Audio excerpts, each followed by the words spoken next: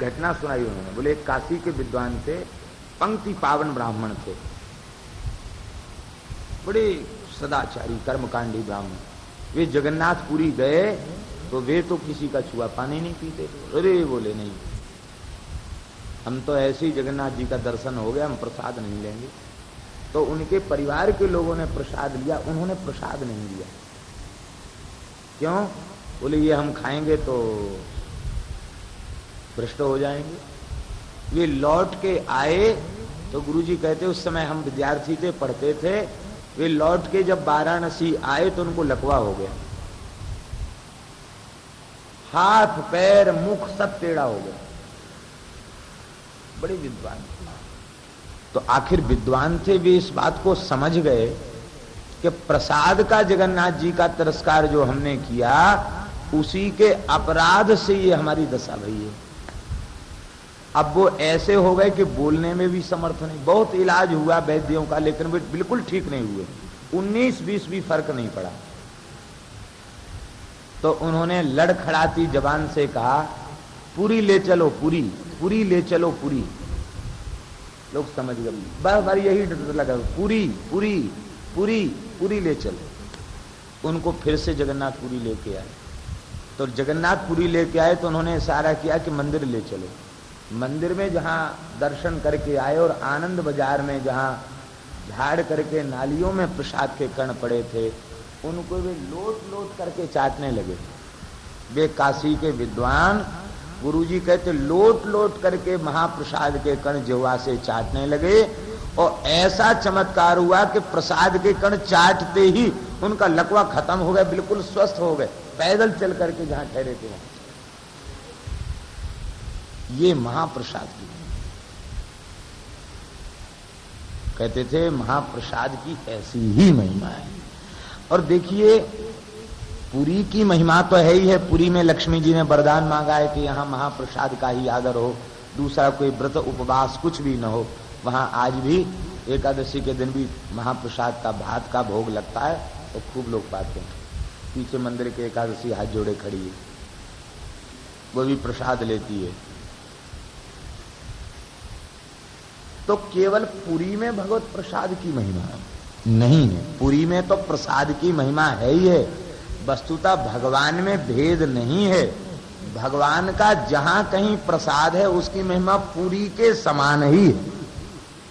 आपके घर के ठाकुर जी का जो प्रसाद है वो भी पुरी के प्रसाद से कम नहीं। भगवान में भेद हो गया क्या?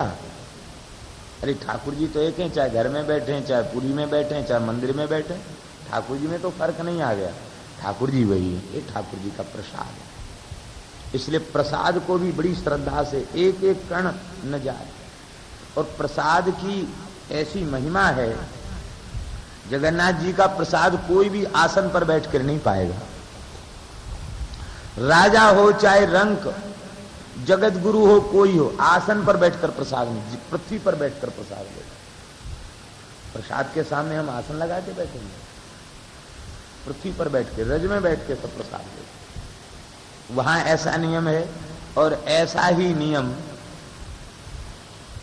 श्री रामानंद संप्रदाय का एक बहुत प्रसिद्ध मठ है प्रयाग में, तुलसीदास जी का बड़ा अखाड़ा, तुलसीदास जी का बड़ा अखाड़ा, जो देवमुरारी जी का स्थान है, देवमुरारी जी के द्वारे का स्थान है, श्री मलुकदास जी महाराज का गुरुद्वारा है। वहां भी यही नियम है, चाहे जगत गुरु महंत श्री महंत कोई पहुंच जाए, आसन नहीं बिछाया जाएगा। प्रसाद के सामने आसन, सबको पृथ्वी पर बैठ करके, ठंडी गर्मी बरसात, धरती पर बैठ करके ही प्रसाद दो। प्रसाद के लिए सिंहासन लगा दो, ठीक है, अपने लिए आसन है। ये प्रसाद की महिमा। तो प्रसाद ही वैष्णवों का सर्वस्व है। और प्रसाद में जिनकी निष्ठा है उनके ऊपर माया अविद्या का कोई प्रभाव नहीं होता। लेकिन एक बात इसमें ध्यान रखने की है, वो ये है कि प्रसाद की निष्ठा होनी चाहिए, पदार्थ निष्ठा नहीं हो। हम लोगों में प्रसाद निष्ठा की बात हम करते हैं, लेकिन प्रसाद निष्ठा न होकर पदार्थ निष्ठा होती है। प्रसाद लेते समय अधरामृत का स्वाद आना चाहिए ठाकुर जी के। वो स्वाद न आकर अरे ये चीज में नमक ज्यादा है, ये मिर्च ज्यादा है, ये खट्टी है, ये मीठी है, ये नहीं ये लाओ, ये नहीं ये लाओ। तो पदार्थ का स्वाद रह जाता, प्रसाद का स्वाद नहीं रहता।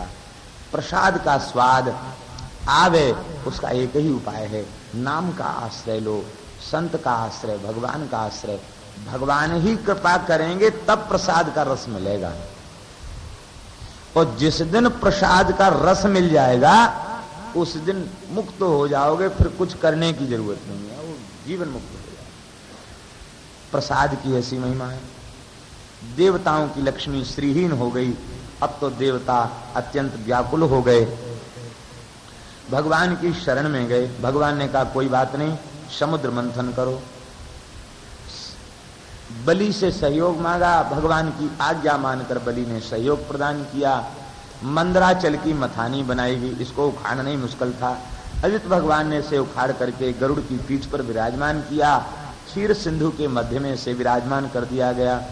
अमृत के लालच में बासुकी नाग ने इसकी रस्सी बनना स्वीकार कर लिया। पूंछ की तरफ देवता लगे, मुख की तरफ असुर लगे। असुर बोले सांप, असुर बोले कि देखो हमको तुमने पूंछ की तरफ लगा दिया, सांप की पूंछ अशुद्ध होती है, हम सांप की पूंछ की तरफ नहीं, हम तो मुख की तरफ लगेंगे। भगवान वहीं खड़े थे, मुस्कुरा के इशारा किया, जल्दी से इधर आ जाओ, तुम्हारा परम कल्याण होगा। वे सब उधर आ गए। उस सांप जो दैत्य थे वे मुंह की तरफ चले गए। जैसी सर्प में रगड्डा लगा, जैसी उसको रगड़ा गया, खींचा गया, उसके मुंह से विष की ज्वाला निकली और उसकी विष की ज्वाला में वे दैत्य झुलस करके काले कुरूप हो गए। अब बेचारे पछता रहे थे, हम तो अच्छे थे, पूंछ की तरफ ही लगे रहे थे। सबसे पहले भयंकर विष उत्पन्न हुआ। वह विष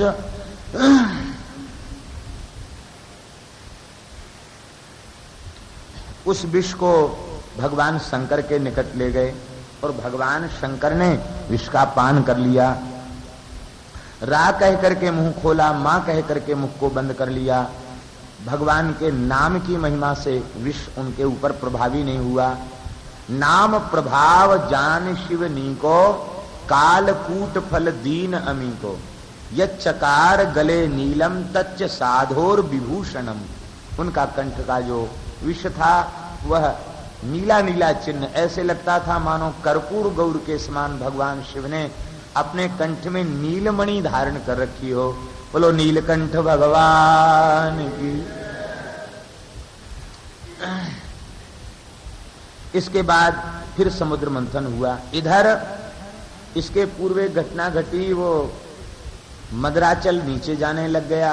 भगवान ने कहा तुम लोगों ने गणपति पूजन नहीं किया, विघ्नराज का पूजन नहीं किया, इसलिए विघ्न आ गया। सबको तो गणपति पूजन में लगा दिया, स्वयं कच्छप बन गए। देखो भगवान का स्वभाव, भगवान अपने भक्तों की पूजा कराते हैं और स्वयं संकट हर लेते हैं। गणेश जी महान भक्त हैं। मुख्य महंत कामरति गणपति अजमहेश नारायण, जे नर असुर मुनि पुष्पक्षी जे हरि भक्ति परायण, हम सो इन साधुन सो पंगति। भगवत रसिक जी ने भक्त नामावली में मुख्य महंत बताया गणपति को, नाम जापक महात्मा है, इनकी सबसे पूजा कराई और स्वयं भगवान ने कच्छप रूप धारण करके मदराचल को पीठ पर ले लिया। भगवान ने परोक्ष में ही संकट को दूर कर दिया। देवता कच्छप अवतार को नहीं जान सके और भगवान ने संकट दूर कर दिया। फिर से समुद्र मंथन हुआ, कामधेनु प्रकट भई और उस कामधेनु को ऋषियों को दे दिया। कामधेनु के अंग प्रत्यंग में देवताओं ने निवास किया, सबने निवास किया। पीछे गंगा जी रह गई, बोली कहाँ रहे? गौ माता ने कहा तुम मूत्र में निवास करो। लक्ष्मी जी ने कहा मैं कहाँ रहूं? बोले तुम गोबर में निवास करो। गोमय में श्री लक्ष्मी जी विराजती हैं और गोमूत्र में श्री गंगा जी विराजती हैं। गाय का मूत्र, गाय का गोमय अत्यंत पवित्र होता है। उच्चैश्रवा नाम का घोड़ा निकला, उसे बलि ने ले लिया। इसके बाद ऐरावत हाथी निकला, इसे इंद्र ने ले लिया। कौस्तुभ नाम की मणि भगवान को दे दी गई। बोले इन्होंने बहुत मेहनत की है, उठा करके पहाड़ को बीच में रखा, बीच बीच में बड़ी सहायता की है, इनको भी पुरस्कार मिलना चाहिए। भगवान को मणि दे दी।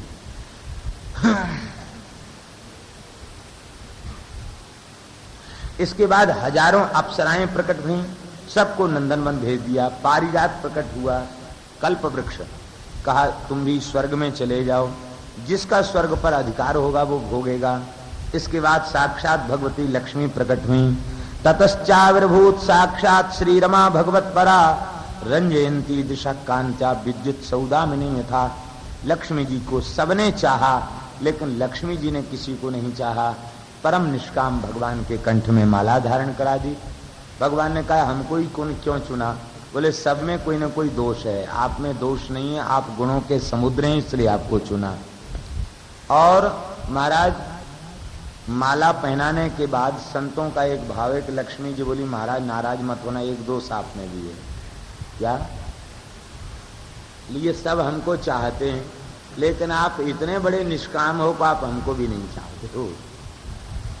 ऐसे निरीह आप हैं, इच्छा रहित हैं, लेकिन भगवान मैं तो आपकी दासी हूं, आपकी सेवा में ही हमारा सौभाग्य है। बोलो श्री लक्ष्मी नारायण भगवान की। इसके बाद धन्वंतरी प्रकट हुए अमृत का कलश लेकर के। दैत्य छीन कर अमृत कलश भाग गए। भगवान ने अन्याय नहीं किया दैत्यों के साथ, अन्याय की शुरुआत तो उन्हीं की तरफ से हुई। वे छीन कर नहीं भगते तो भगवान तो उचित विभाजन कर देते, लेकिन नहीं, वो छीन के भग गए।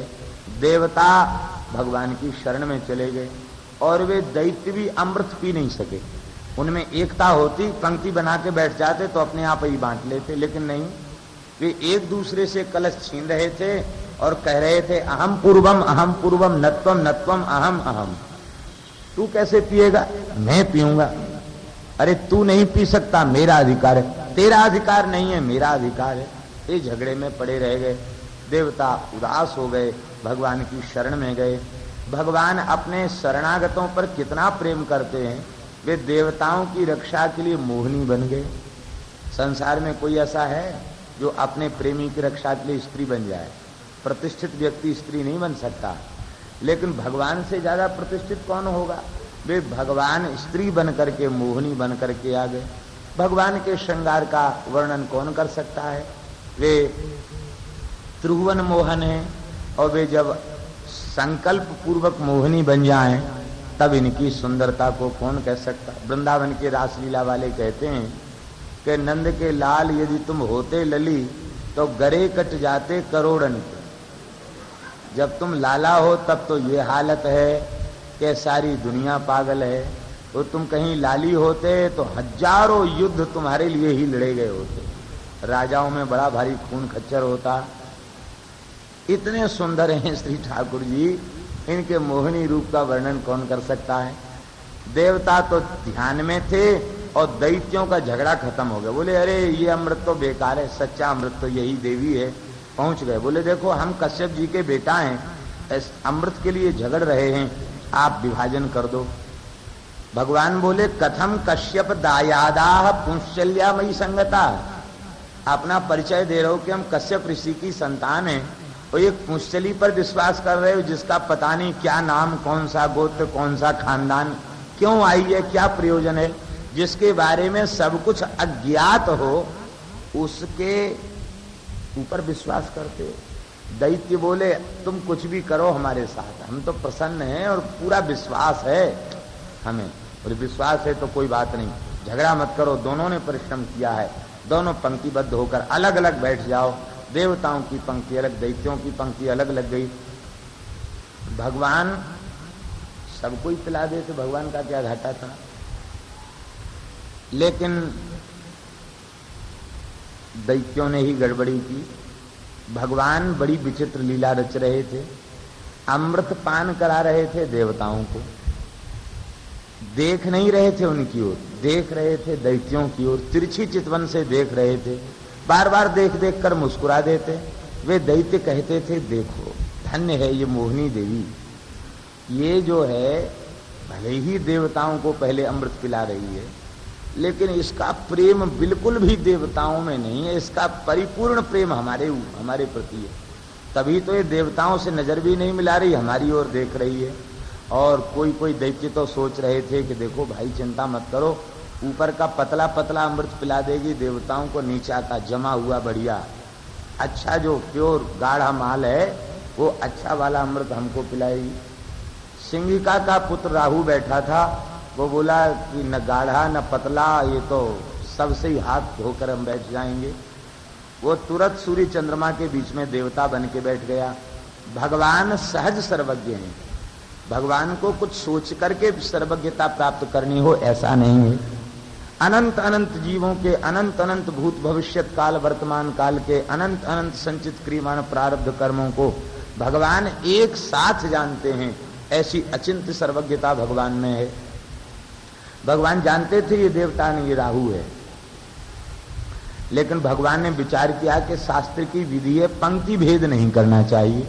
ये पंगत में बैठा है, इसके साथ भेद नहीं करना चाहिए। ऐसा विचार करके भगवान ने उसे भी अमृत पिला दिया। ऐसा लिखा है कि जो पंक्ति भेद करता है उसे अपनी एक आंख गंवानी पड़ती है। पंक्ति भेदेन काणत्वम, पंक्ति भेद से एक आंख चली जाती है। देखो भगवान ने दो आंख बनाई, दोनों से समान रूप से देखो। भेद क्यों करते हो? भेद करने वाले की एक आंख चली जाती। इसलिए भाई पंक्ति भेद नहीं करना चाहिए। भगवान ने उसको अमृत पिला दिया। और जैसे ही सूर्य चंद्रमा ने कहा महाराज ये तो दैत्य है, भगवान ने तुरंत चक्र के द्वारा उसके मस्तक को विदीर्ण कर दिया। अमृत पी चुका था इसलिए धड़ केतु हो गया और मस्तक राहु हो गया। अब तो भगवान तो अमृत पिलाकर देवताओं को अंतर्धान हो गए। और ये दैत्य बोले कि वो अमृत का कलश लिए थी मोहनी, वो कहाँ गई? अरे बोली मोहनी कहाँ गई? तुम सब पागल बने बैठे हो। वो मोहनी नहीं थे, वे तो मोहना थे। वो लेकर के अमृत कलश अंतर्धान हो गए। देवताओं का काम बनाने आए थे, चले गए। अब तो मारो काटो की आवाज आने लगी। भगवान ने उस समय देवताओं को बलिष्ठ बना दिया था। देवताओं ने अमृत पी लिया था, वे बलवान हो चुके थे। मार मार करके दैत्यों को भगा दिया। उस समय देवर्षि नारद जी ने आकर उनको मारने से रोका। कहा भाई देखो तुमने अमृत भी पी लिया, मेहनत से भी करवा ली, और अमृत तुम पी गए और इन बेचारों को मार भी रहे हो, ये ठीक नहीं, इनको अब छोड़ दो। नारद जी ने इनको छुड़वा दिया। कई दैत्यों का वध कर दिया था, बलि को भी मार दिया गया था, लेकिन शुक्राचार्य ने मृत संजीवनी विद्या के प्रभाव से जीवित किया। भृगुवंशी ब्राह्मणों की कृपा से यज्ञ किया। उस यज्ञ में एक दिव्य रथ प्रकट हुआ, दिव्य अस्त्र शस्त्र थे, स्वर्ग पर चढ़ाई कर दी। देवराज बोले बृहस्पति से गुरुदेव इसको तो मैंने मार दिया था, ये जिंदा होके फिर से लड़ने कैसे आ गया? लेकिन ब्राह्मणों की कृपा से अजय होकर आया है। क्या करें? करोगे क्या? बिना युद्ध के मैदान छोड़ के भाग जाओ। वे बिना युद्ध के देवता स्वर्ग खाली करके चले गए। ये इंद्रासन पर बैठना ही चाहते थे, तब तक शुक्राचार्य ने रोक दिया। नहीं, शतक क्रतु ही इस आसन पर बैठ सकता है। 100 अश्वमेध यज्ञ करो। गुजरात में भड़ूच है, सूरत के पास। उस भड़ूच में इन्होंने भृगुकच्छ जिसे कहते हैं, वहां आपने 100 अश्वमेध यज्ञ की दीक्षा ली। 99 यज्ञ पूर्ण हो चुके थे, 100वां यज्ञ चल रहा था। इसी बीच आदिति माता ने कश्यप जी के आदेश से पयोव्रत का अनुष्ठान किया और भगवान ने दर्शन दिया। भाद्र शुक्ल पक्ष की द्वादशी तिथि को श्रवण नक्षत्र में अभिजित मुहूर्त में भगवान ने वामन रूप से अवतार ग्रहण किया। बोलो वामन भगवान की। भगवान का यज्ञोपवीत संस्कार हुआ। साक्षात सूर्य नारायण ने गायत्री का उपदेश किया। बृहस्पति जी ने यज्ञ सूत्र पहनाया। सप्तर्षियों ने कुशाएं दी। ब्रह्मा जी ने कमंडल दिया और श्री सरस्वती जी ने आपको अक्षमाला दी और आकाश के अभिमानी देवताओं ने छत्र दिया। कश्यप जी ने मूंज की मेखला और अदिति माता ने लंगोटी लगाई। आप वहां ब्राह्मणों की मंडली में बैठ गए। ब्राह्मणों का और संतों का एक स्वभाव बड़ा विचित्र होता है। ये सेवक की बड़ी बड़ाई करते हैं। एक बार प्रेम से इनकी कोई सेवा कर दे तो फिर चाहे जहां बैठकर कहेंगे अरे भाई, संतों के बीच में प्रायः ये चर्चाएं चली करती हैं कहां कहां संत सेवा होती है। और एक महात्मा हमको ऐसे मिले हरिद्वार में, भंडारे में आ गए। वृंदावन के ही संत थे। मैंने कहा आपको यहाँ कैसे पता? हमको तो बुलाया गया तो हम यहाँ आए, आप यहाँ कैसे आए? तो हंसने लगे। बोले महाराज भारतवर्ष भर में जहां जहां जो उत्सव होते हैं, भंडारे होते हैं, क्या बधाई मिलती है, हमारी डायरी में सब लिखा है। हमने कैसे ही कह रहे होंगे। उन्होंने डायरी दिया तो पूरे महीने के कहां कहां क्या क्या भंडारा होता है और कहां कपड़ा मिलता है, कहां कितनी दक्षिणा मिलती, उन्होंने डायरी में सब पता, नाम, दक्षिणा सब लिख रखी थी। कहते महाराज यहाँ के बाद वहां जाएंगे, वहां के बाद वहां जाएंगे, और फिर श्रावण भादों में तो वृंदावन छोड़ते नहीं, यहाँ बहुत मौज आती है। लोग लड्डू पूड़ी रोज दक्षिणा और 4-4, 6-6 जगह पंगत, बहुत मौज आती है महाराज। तो देखो ये सेवा, हिमालय की चोटी पे बैठ के कोई संत सेवा करने लग जाए, ये इतने कृपालु होते संत भगवान को वहां भी सेवा प्रदान करने के लिए पहुंच जाएंगे। सर्वत्र सेवा प्रदान करने वाले सुर साधु चाहत भाव। वे सब कह रहे थे ब्राह्मण भाई इस समय बलि जैसा कोई ब्राह्मण भक्त नहीं है, संत सेवी नहीं है, ये तो ब्रह्मण्य देव है। भगवान ने विचार किया कि ब्रह्मण्य देव तो हमारा भी नाम है, तो ये ब्रह्मण्य देव कैसे बन गया, चलें उस ब्राह्मण भक्त का दर्शन करें। ब्राह्मण भक्त बलि का दर्शन करने के लिए भगवान बलि की यज्ञशाला में पधारे।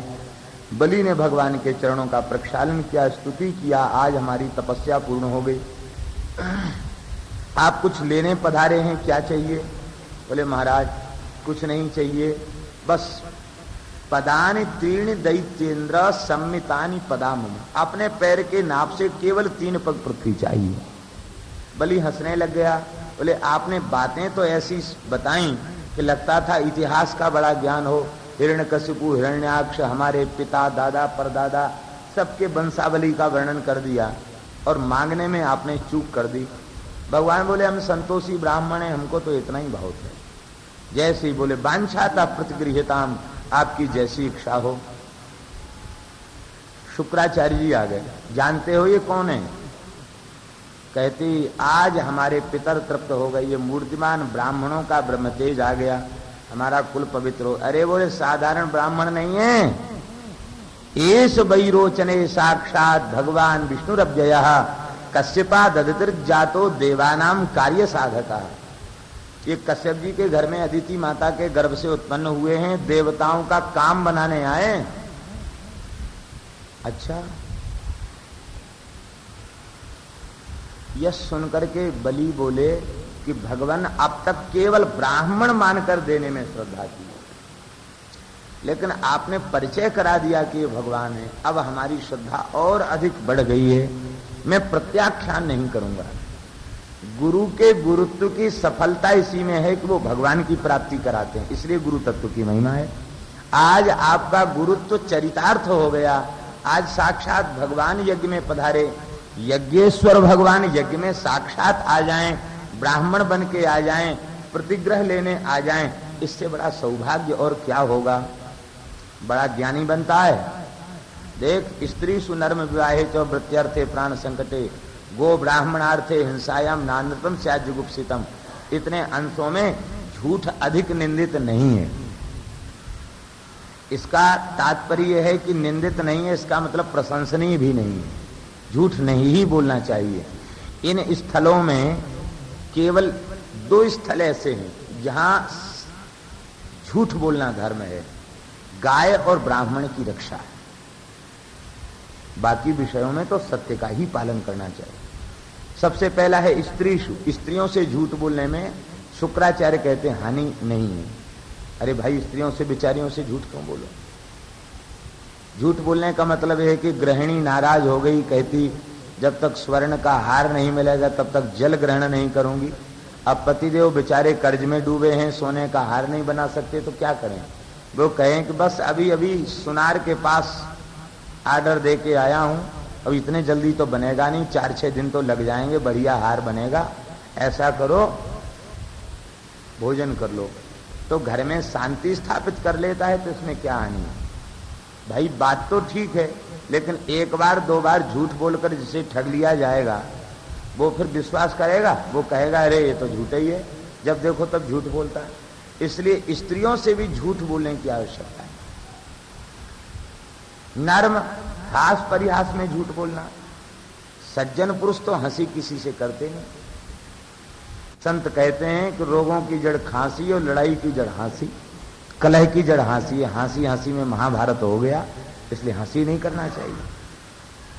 विवाहेच, विवाह में झूठ बोलना भी आवश्यक नहीं, ये भी अज्ञान ही इसमें मूल है। कन्या रूपवती कुलवती नहीं है, और कोई कहता नहीं नहीं भाई हम कन्या ऐसी है घर जाएगी तो उजाला कर देगी तुम्हारे घर में, ऐसा कह के उसकी बड़ाई करके विवाह करा देता है तो दोष नहीं, ये भी गलत बात है। इसलिए ये बात अनुचित है, क्योंकि